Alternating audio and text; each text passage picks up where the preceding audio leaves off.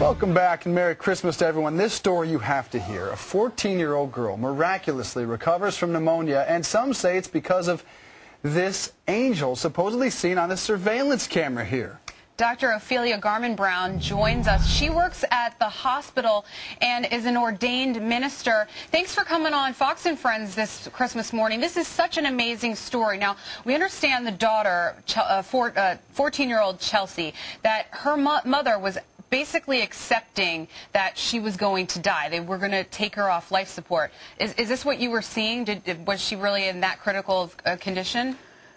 She was. She was born premature and had multiple medical problems, and one of them was recurrent pneumonia. And this particular bout of pneumonia, she was sick for 6 to 8 weeks and on a respirator.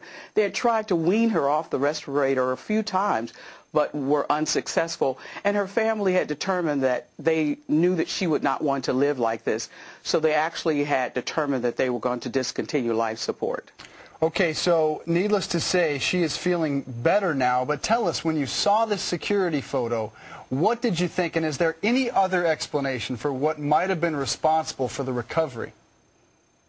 Actually, Dr. Teresa Sunderland, who is one of the pediatric ICU doctors, said that she looked up and she saw this image that was outside of the door of the pediatric ICU, and it first just startled her, and then as she continued to look, it clearly to her was an angel. It looked like an angel, and they could not explain it. And when you go in that area of our hospital, you find that there are no windows there, because even as a scientist, I was trying to determine, could this be a reflection from somewhere? But there is nowhere for the reflection to come from.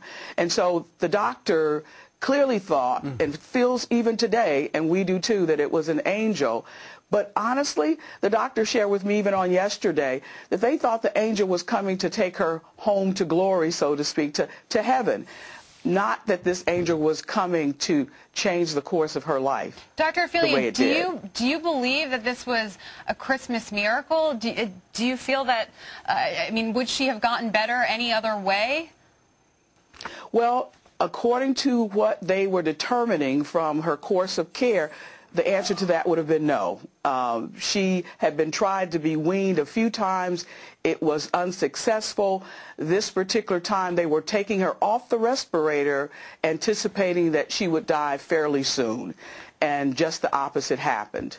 Doctor, one thing I know about a lot of surgeons and doctors is they have extreme confidence in their abilities and in the science, and have a scientific explanation for nearly everything in terms of what happens there in the hospital. So how do you explain to those cynics and to those doctors who say there has to be a medical explanation for how Chelsea recovered?